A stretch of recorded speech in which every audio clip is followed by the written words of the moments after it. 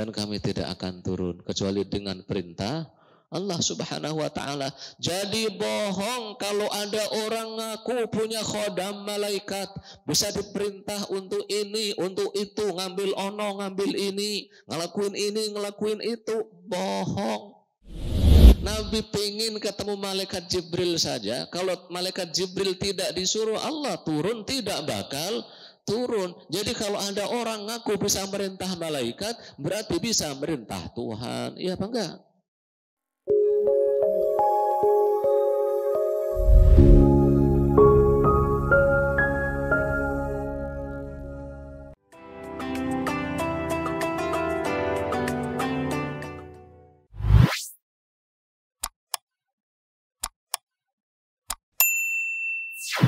Kemudian malaikat itu punya prinsip, wa ma natanazzalu illa bi amri rabbik.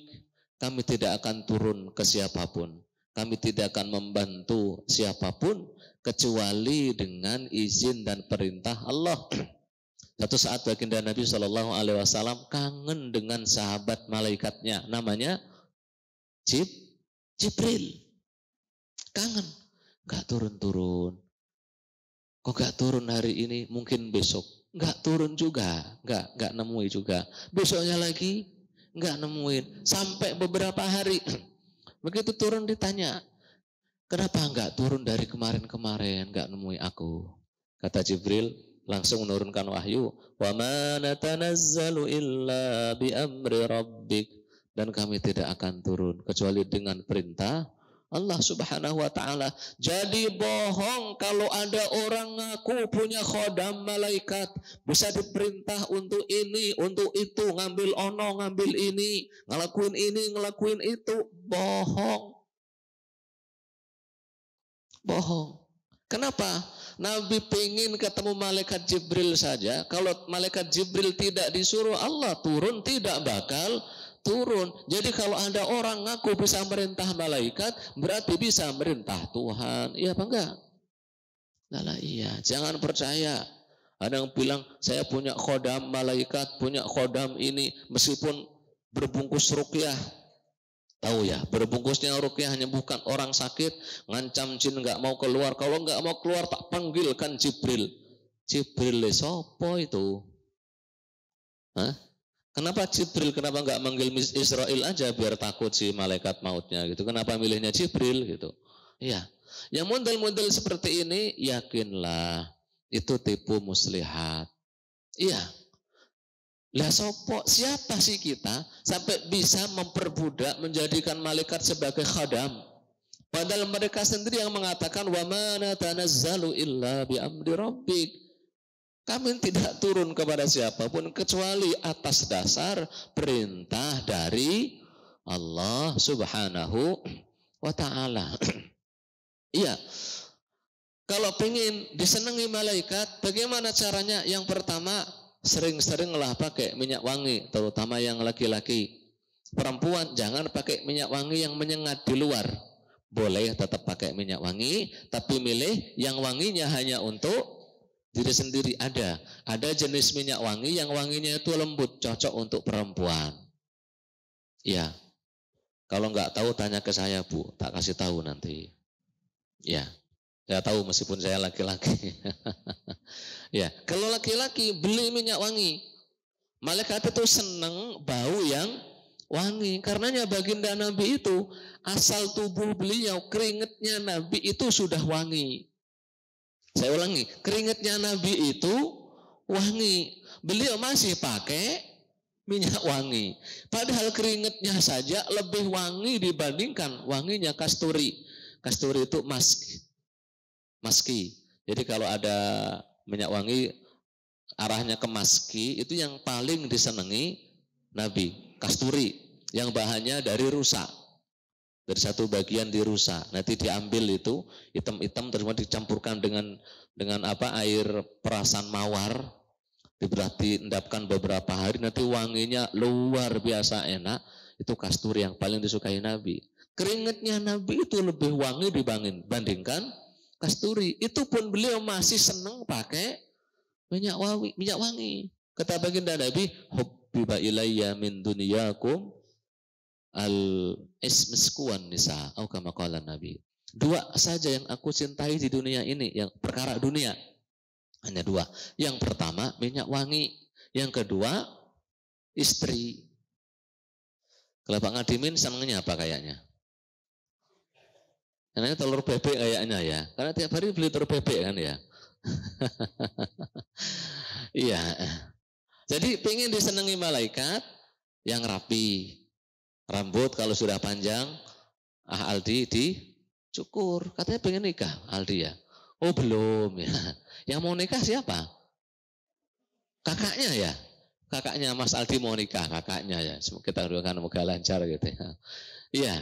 Ya kalau kukunya sudah panjang-panjang gitu, jangan sampai kuku itu terus kemudian ada hitam-hitamnya, ya dipotongin. Bapak-bapak, kuku kaki itu utama gitu ya. Kaki dilihat.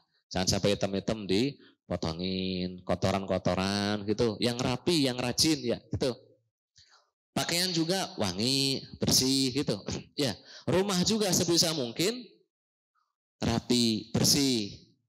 Yang tidak kepake bisa didonasikan, kasih ke tetangga, bagi ke teman. Yang nggak kepake, jangan hobinya mengumpulkan barang-barang nggak kepake, ya kan gitu ya. Kayak emak-emak, tasnya di lemari itu berapa biji? 1, 2, 3, 4, 5, 6 gitu. Nggak pernah pakai. Gitu Pak Rudi, istri antum gitu nggak?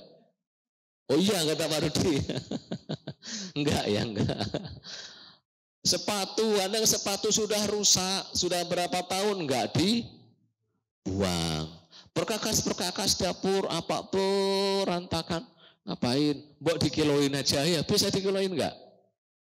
Botol-botol bekas sirup, bekas apa gitu kadang ditumpuk, botol bekas susu ditumpuk semuanya. Yang unik bekas rokok ditumpuk. Emang prestasi gitu kalau ngerokok bungkus rokoknya banyak gitu. Itu prestasi kali ya. Apa seni? Mungkin seni ya, kita harus senudon gitu. Koleksi dari semua jenis rokok. Dari terbitan Indonesia, Malaysia, Singapura, Amerika, sampai Inggris, orang mungkin punya koleksi rokoknya. Prestasi mungkin. Yang nggak berguna dibuangin gitu. Rumah juga kalau bisa bau wangi. Iya, kalau bisa rumah itu wangi. Bukan terasi ya. Terasi juga wangi ya. Wangi. Yang senangnya yang wangi-wangi. Malaikat itu senang dengan yang bersih-bersih, rapi dan wangi. Yang kedua, malaikat itu tidak mau masuk rumah yang ada anjing, patung dan gambar-gambarnya. Ya, jadi mungkin rumah kita kok nggak nyaman. Padahal sudah gede kok masih merasa sumpek.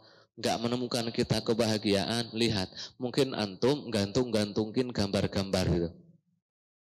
Nggak usah ditempel-tempelin gambar-gambar. Terutama gambar-gambar yang nggak baik. Kalau gambar-gambar yang baik gitu mah nggak masalah ya. Gambar Ka'bah gitu ya, gambar Masjid Nabawi gitu, atau gambar siapa orang soleh siapa gitu, masya Allah nggak masalah. Gambar, selama gambar bukan lukisan. Yang nggak boleh lukisan orang nggak boleh.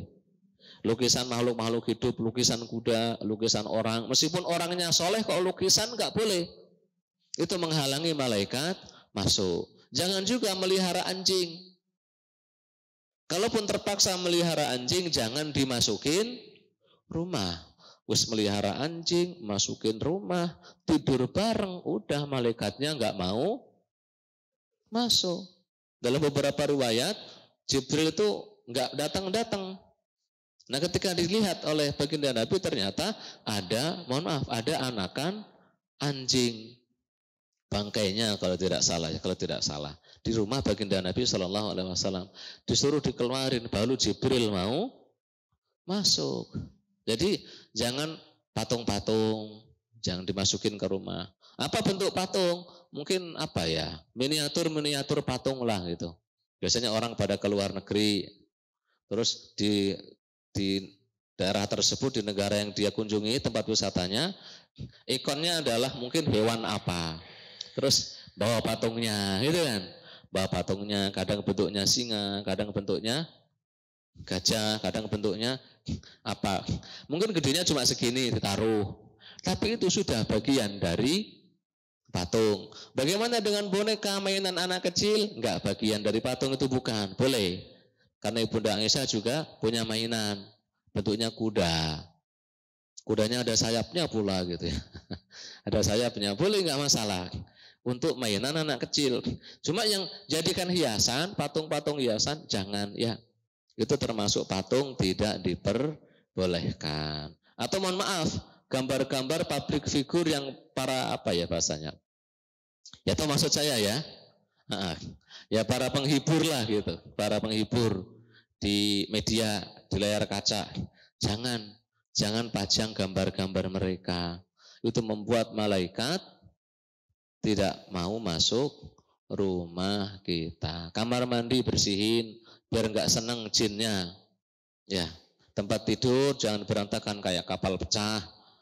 Dapur juga diusahakan yang rapi, rumah yang rapi, enak. Itu insya Allah malaikatnya senang datang masuk ke rumah kita. Malaikatnya masuk ke rumah, insya Allah membawa aura positif. Iya. Beliau kitanya senang ngaji, kata baginda Nabi. Jangan sampai kalian jadikan la taj'alu buyutakum kubura. Jangan kalian jadikan rumah kalian sebagai kuburan. Ngaji di rumah itu ngaji. Sholat sunnah ya iya, ngaji Quran ya iya. Repot kalau cuma nonton TV, sinetron nggak pernah ngaji. Kalaupun nggak mau ngaji sendiri, muter YouTube untuk ngaji gitu ya. Muter rekaman ngaji. Kalaupun nggak kita diputerin rekaman ngaji. Biar malaikatnya senang untuk datang. Memang memungkinkan nggak? Manusia ketemu dengan malaikat mungkin. Sangat-sangat mungkin sekali. Ya. Ya buktinya dalam hadis yang tadi saya sebutkan, 3 orang yang diuji oleh Allah, yang satu buta, kemudian sembuh, yang satunya lagi botak, kemudian tumbuh rambutnya, satunya lagi kena penyakit kusta, kemudian sembuh, ditemui oleh malaikat. Dan banyak hadis seperti itu. Malaikat menemui manusia. Cuma kadang-kadang tidak tahu kitanya.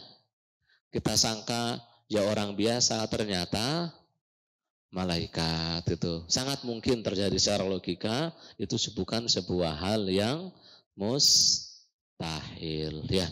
Wallahu a'lam bishawab. Itu kurang lebih kewajiban mengimani malaikat.